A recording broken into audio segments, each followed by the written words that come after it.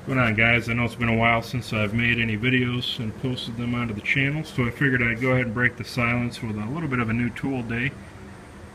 Something I recently picked up that I thought was pretty cool.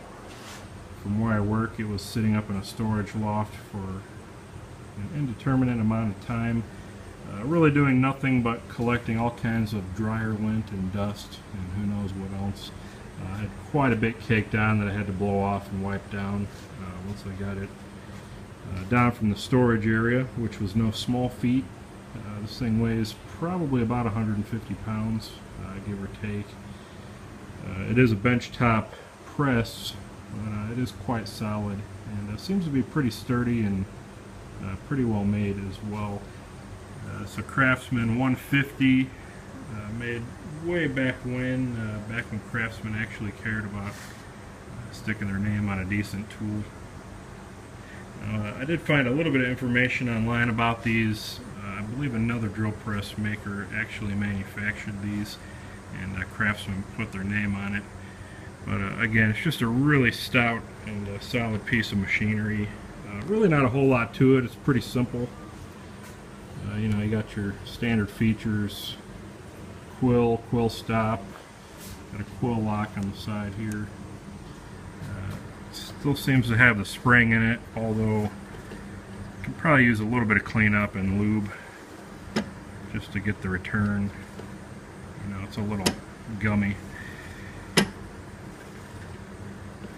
But again, pretty simple machine, really just up and down. You know, the table is movable and adjustable, although there's no crank or teeth, you know, to help raise or lower it. You just loosen the handle and kind of muscle it up or down, which will probably be a little bit of a pain, as this seems to be quite thick and solid.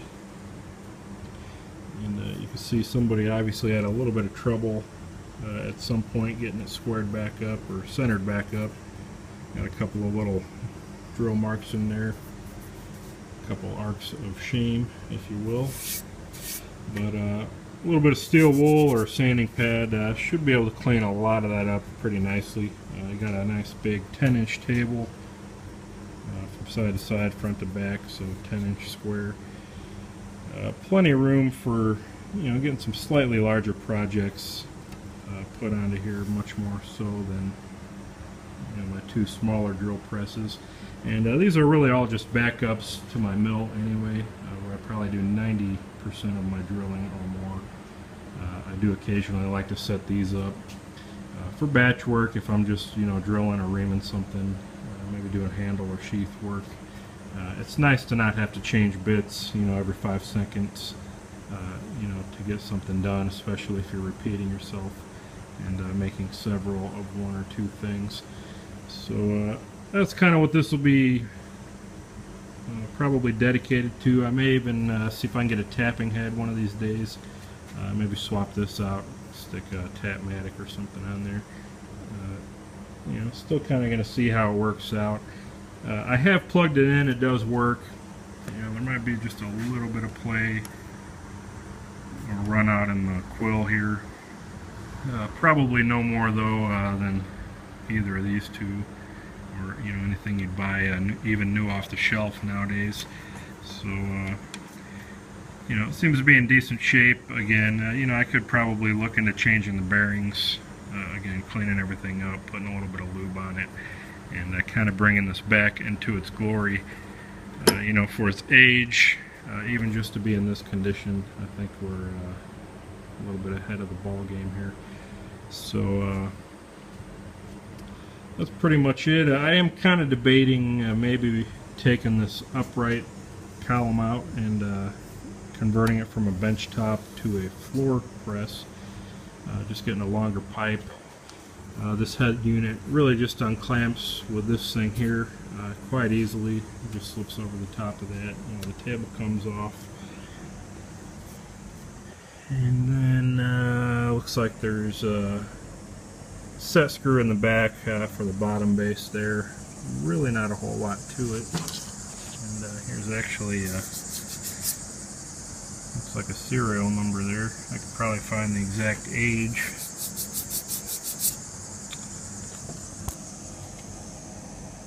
maybe someone looking at the video might be a little bit interested in that. It's like 113-24501.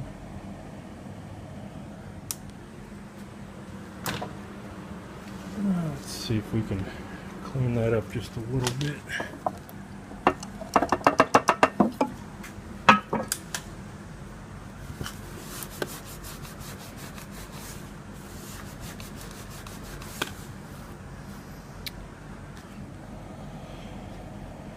Let's see, what do we got here? Always mention model number 113-24501 to order replacement parts by mail or through any of our retail stores, Sears, Roebuck & Co. That's kind of neat. I doubt they have replacement parts for this anymore. Let's see, made in USA, code 100, I think that says. But at any rate, I think we've still got a little bit of life left in this machine. Seems that all the parts and pieces are there, including the key, which has a nice little holder there, as well as a chain to keep from carrying it off and losing it like I do with so other many tools in the shop. And then as for speeds, not a whole lot of options, just a 4-step pulley, so 4 different speeds essentially. Belt could probably stand to be replaced. I think it's a 44-inch by 1/2-inch belt, so pretty common. I'm not sure what the size of that motor is, half, maybe 1 horse at the most.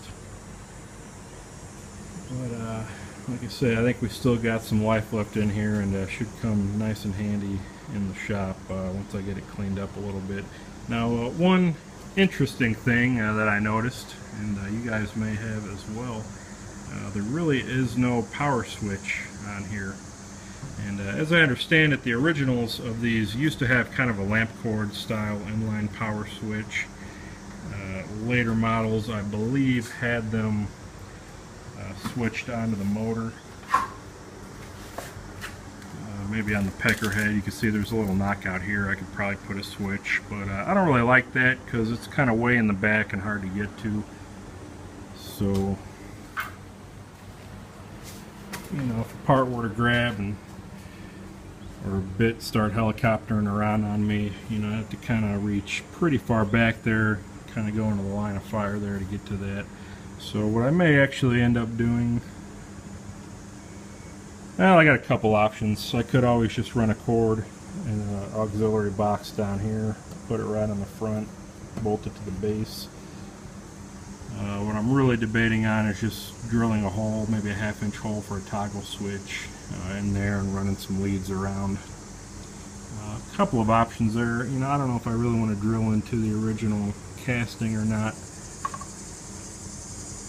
At least not right away. I think I kind of like the idea of maybe a switch box here, or I could even just do like a dead man switch. I think I got one for a scroll saw over there that I don't use too often. I may just pull that off of that, and then I could just plug this right into that and go. So we'll see, kind of play around with that. Again, it needs to be cleaned up. You know, loosen that up a little bit, clean it up. But overall, for having only the effort of cleaning it up and getting it in here, I think we got a pretty good deal going. And it's just an old vise I had lying around. Just wanted to see how it fit on the table there. But at any rate, that's pretty much it for the video, guys. I hope you enjoyed it. See a nice old vintage machine, still with plenty of life left into it, ready to be used and cleaned up some. So that's it, guys. Thanks for watching.